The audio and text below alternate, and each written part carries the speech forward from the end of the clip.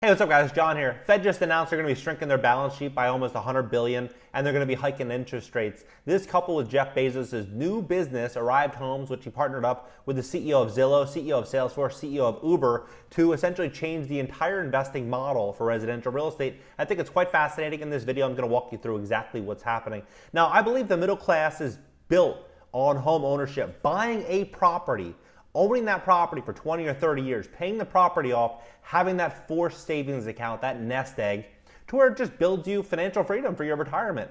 For example, my grandmother and grandfather. My grandmother worked in a box factory for 40 years. My grandfather worked in a glass factory. They never made much money, but they bought a home in 1971 in New Jersey for $22,000. They raised 4 daughters. They lived on coupons. They saved a lot of money. They had a good life, a really good thing going for them. Now, if they were to have rented an apartment during that whole time, I could guarantee you that their life would not have been the same.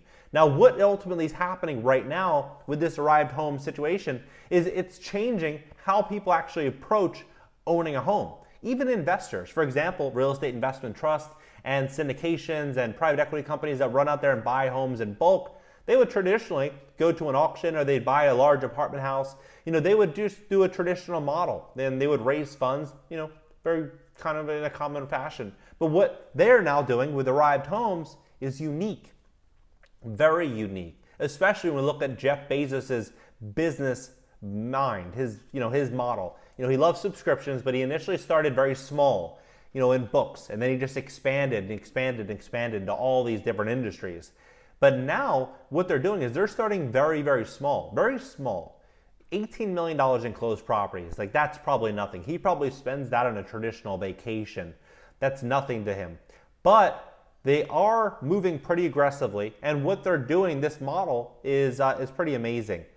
They're buying properties, and then they're basically taking a property and basically making it public, like a company when it goes IPO. They'll make it public and sell shares, and they'll sell these shares for $10. So they'll sell 50% of the equity in the property, roughly, to the general public at $10 a share, and the general public can make passive income in relation to how much money that they invest. Then over 5 to 7 years, when they sell the asset, the property, any of the profit, meaning the above what the price was paid, that profit, that spread would be then sent out to the investors in the prorated split, right? And so that's essentially the model. They're going to go out there and buy a bunch of these properties. But what I think Jeff Bezos' true plan is, what his real intent is here, is that he wants to basically have these renters on full-fledged subscriptions. So their rent, their Amazon Prime, the lights, like he wants everything. You have a light bulb that goes out, he can sell it to you. You need a new bed, he can sell it to you. Dining room table, he can sell it to you. Pharmaceuticals, he can sell it to you. Anything, right? He wants to be able to just be a one-stop shop to where you go out, you work, you make $50,000 a year, and Bezos, he takes 40,000 of it, and then the IRS takes the other 10,000, right? And so this is what I think that they're trying to do. They're trying to build out this huge subscription model. We've already seen a lot of these famous sayings that this is essentially where the world's going to be going, is a subscription-based business. But I think that we're also going to be seeing investors that are looking for yields. They're going to look for, how can I invest money? How can I own real estate? How can I invest when I don't have much money?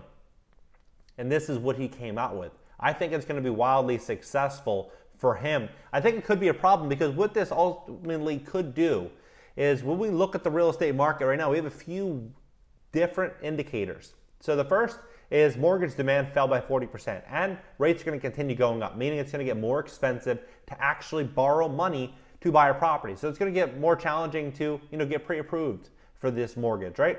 The second thing is technology. Technology is making it a lot easier for them to manage properties in scale. They can build out an app and probably manage a couple 100,000 homes, no problem, on this app or more, right? The third thing that they're seeing right now is this great resignation. When people leave their jobs and they have a leave of absence of their job, it's going to be harder for them to obtain a 30-year fixed-rate mortgage simply because they don't have 2-year stable income.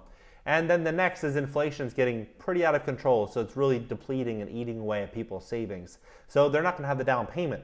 So all of these things are really changing the way that people are going to be able to buy and afford to live. They're going to be forced to rent. At least a lot of people are going to be forced to rent. Might not be so much so right now. We're seeing a lot right now, but I think it's going to be more in like 2025.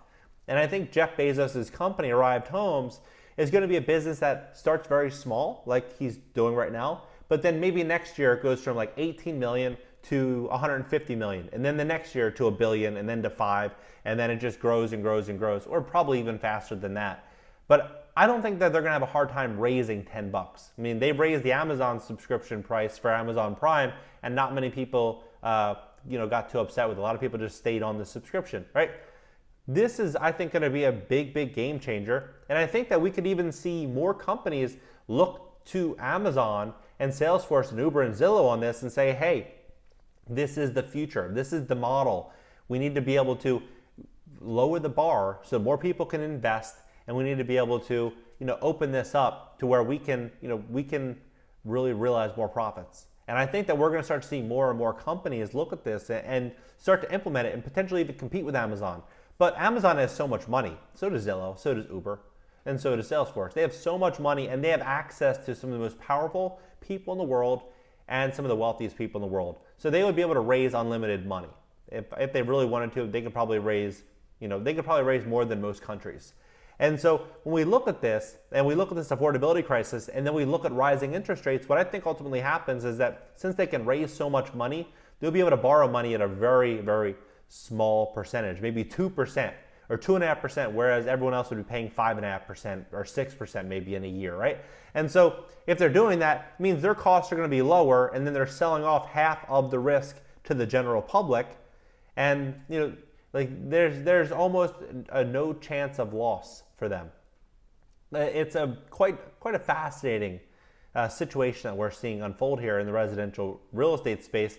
And I do believe that this is just going to continue to expand. But what do you think? What do you think about Arrived Homes? Did you ever invest or support a business such as Arrived Homes where they are doing what they're doing? Or do you think it's smart? I actually think it's a really smart idea. It's a really smart idea, not a great idea for renters, but I think it's smart from the aspect of they got some really, really wealthy people in a room, and they asked, hey, how can we utilize all of this data we already have? Zillow already has all this data on all these homes. And then you have, Uber, right? And then you have Salesforce, also a data.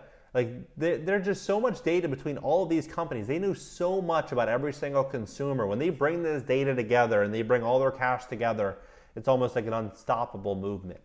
Now, that's what I mean when I say it's smart for them. Might not be so great for everybody else, though. But what do you think? Drop your comments below. Do you think that this is going to change the real estate market? Do you think this is going to drive prices up even higher as this continues to grow? Or do you think that this might just fizzle out and it won't work? What do you think? Drop it below. Subscribe here. Consider subbing on my second channel, my personal channel, as well as on TikTok for short form content. I post there 3-4 times a day. And catch you guys later.